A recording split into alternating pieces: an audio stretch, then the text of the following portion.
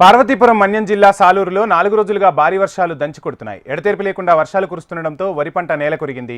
సాలూరు, పెంటపాడు మండలాల్లో వందల ఎకరాల్లో వరి చేను దెబ్బతింది. వర్షంలో ధాన్యం పూర్తిగా తడవడంతో రైతులు తీవ్ర ఆవేదన వ్యక్తం చేస్తున్నారు. వ్యాపారులు పంట కొనుగోలు చేయడం లేదని, ప్రభుత్వమే తమ ధాన్యం కొనుగోలు చేసి తమను ఆదుకోవాలని కోరుతున్నారు.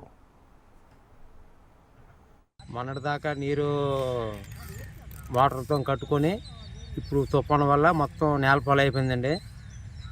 మొత్తం పండించిన బాగానే ఉన్నాం, సగం పంటలోనే మొత్తం నేలపాలు అయిపోయింది. అది ఇప్పుడు మనకి కట్ చేసుకోవడం కూడా పనికిరాదు, మొత్తం పెట్టుబడి అంతా పోయిందండి. ఇప్పుడు దానికి మీరు ఏదైనా గవర్నమెంట్ రూపంలో మాకు ఏదైనా రైతులకు సాయం చేసి కోరుకుంటున్నామండి. 2 ఎకరాలు వరేసామండి. కోత కోసాము, కోత కోసి కళ్ళని తెచ్చేకి ముసిరి పెట్టింది. ఈ ముసిరి పెట్టిన వల్ల మరి ఎంతైనా మొక్కలు మొలుస్తాయి. ఆ మొక్కలు మొలిసిన దాన్ని ఏ సౌకర్యం పిలిచినా కొంత కాదు. దానికి ఎంత మీరు సహకారం చేస్తారో మాకు ఇంత అయ్యింది.